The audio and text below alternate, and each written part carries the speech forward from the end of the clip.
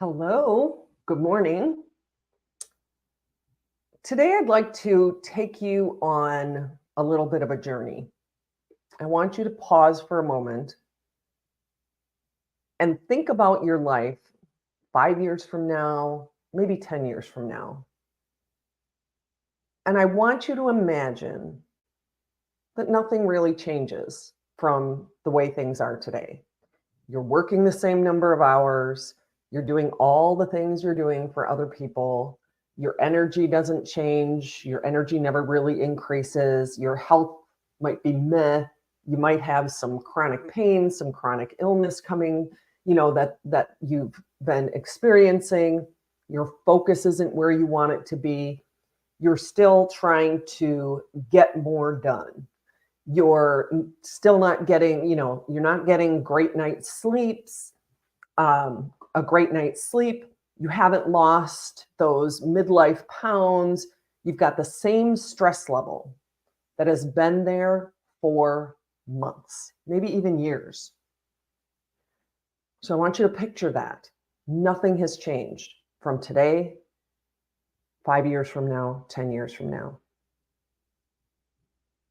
And I'm going to get really kind of sober and serious with you is, how would you feel looking at yourself in the mirror if nothing changed from today and all of those issues are still present? Not getting good sleep, health not great, not really, always trying to get more and more and more done. Your energy is just not where you need it to be. It's a tough thing to talk about, and it's a tough thing to think about, but there is a cost to maintaining the status quo. We can think about this with how we're working, what we're doing, what we're not doing. Maybe we're not exercising as much as we'd like, or all of these different things. You can look at it from both your personal perspective as well as a growth perspective. When I was an organizational development manager at Harley, I had some employees who I was working on. One of the things we were working on at that point were development plans. And a couple of the folks said, well, I don't ever intend on becoming a lead or a manager, so I don't need a development plan. And that is so wrong. Industries change. Industries are always evolving and growing. And so if we maintain the status quo, we don't maintain. We are organic beings. We are either growing or we are dying. And granted, we're always dying. And in order for us to keep up, we need to grow. And so it's a little bit different, because I don't want you to think that means doing more, because that's the exact opposite of what I'm trying to communicate here. We need to do something different. If you want something different, you need to do something different. And you need to think about, sometimes I think we get so caught up in just being busy and going, that myth of busy and the myth of doing more, because doing more ends up having diminishing returns, because there is the cost of the status quo. If all we're doing is trying to do more, if we are working those same number of hours, and I'm talking if you're working more than 40, 45, 50, 60, 70, 80 hours a week, you're actually causing more harm than good in a number of different ways. When you don't give your brain active rest, the next day your productivity is impacted. So that's one impact. If you don't give your brain active rest, your creativity is impacted. And I've seen this. I've actually had people that I've worked with who they can testify to that. And I don't mean in court or anything, but they say when they finish work earlier in the evening, when they're not working after dinner every night, they have more ideas the next morning. They have more creativity the next morning. They're just more focused, more productive. So not getting a good night's sleep, not getting active rest, working 50, 60, 70 hours a week puts stress on your body. When your body is in stress, if this is calm and this is a significant stress event or any stress event, most of us are at this constant hum of stress. And stress puts our body in a parasympathetic or a sympathetic nervous system reaction. Our heart rate goes up, our blood pressure goes up, and our immune system function goes down. Our digestive function goes down. So when we're in this constant hum of stress, we may be so used to this constant hum, we don't realize what it's doing to us. Because that fight, flight, or freeze reaction, that's our primitive brain's reaction. If we're in this constant hum of stress, our body is in that constant level of reaction of elevated heart rate, elevated blood pressure. When we're in that constant elevated heart rate, elevated blood pressure, we have heart problems. We have blood pressure problems. If we're in this constant hum of stress, our immune system function goes down. And all of a sudden we're experiencing things that we can't explain, that doctors can't explain. It is stress. You're constantly pushing down your immune system. You're constantly damping down the ability for your body to fight off any kind of illness. And this chronic stress is a major factor in chronic illness. This constant hum of stress. And, the weekend and a vacation every quarter maybe isn't enough to just have this once in a while, once a week, or, having Sundays to just chill and be here. If we are just constantly here, we're doing so much damage throughout the week. Being here for a day isn't going to have the impact that you need it to have to be healthy for a long, long time. So I'd like to share a couple of things. We're in this culture of more.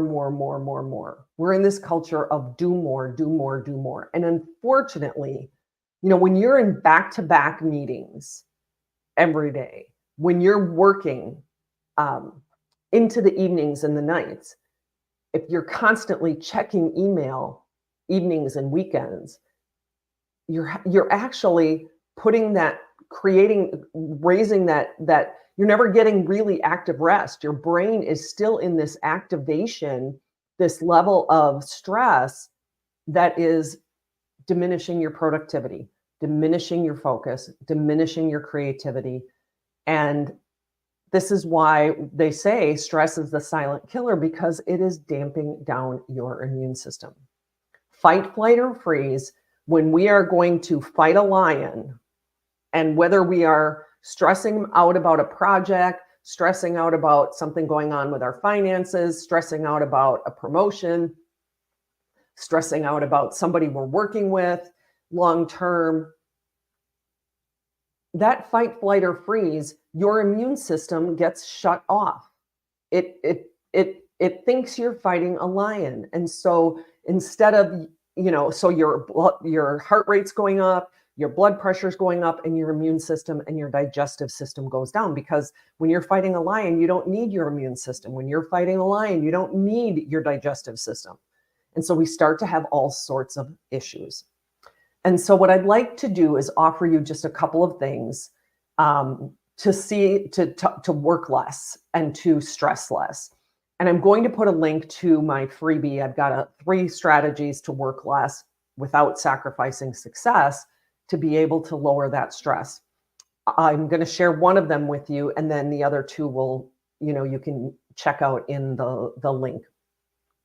The first one is to get out of the habit of and somehow figure out how to protect part of your day so that you're not in back-to-back meetings. This back-to-back to back-to-back to back is a stressor. Your brain is constantly like, you don't have time to get your own work done. You don't have time to think.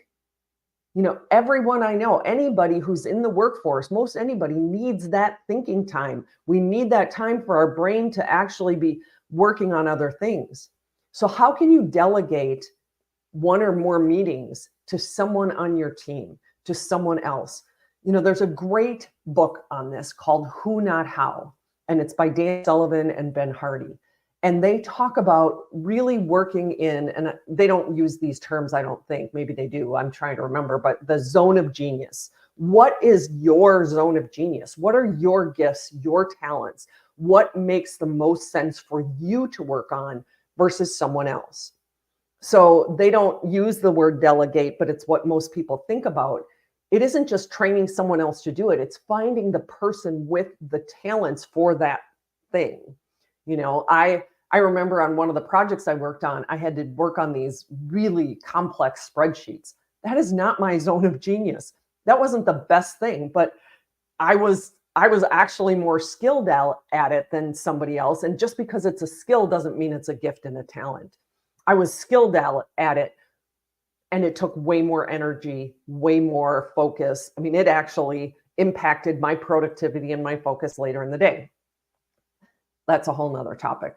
But how can you cut back on those back-to-back meetings and carve out time so that you have some super thinking time? You have some time to actually focus on and get your brain in a deep focus for the work that you need to do.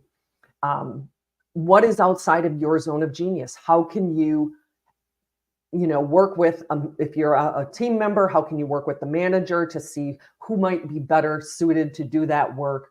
If you're a manager, is there someone on your team who might be more suited to do that work? And then the other thing I'd like to add is, how can you take, instead of having an hour-long meeting, have a 45 or 50. This whole giving you 5 minutes between meetings, I know that that's a big thing for some places, and maybe 5 minutes off a 30-minute meeting might make sense, but 5 minutes in between meetings isn't very much. And if that's all you have, and you need to run to the restroom and refill your beverage, and if you're in an office especially, that's going to eat up that 5 minutes just like that. And so what I'd like you to think about is, how can we look at giving more time in between those meetings? And how can you delegate or make sure that the work you're doing is the work in your zone of genius, and that the work that isn't in your zone of genius is given to someone who might even enjoy that work more than you, will do a better job on it, or will help someone grow in their role. So I'd really like you to think about, over this next week, what is the cost of maintaining the status quo? And really check out that freebie that I'm going to post in the comments about how you can work less to stress less, so that you're not experiencing the cost and the impact of that stress in your life on your productivity, your creativity, your health. Have a great rest of your day, and have a great rest of your week.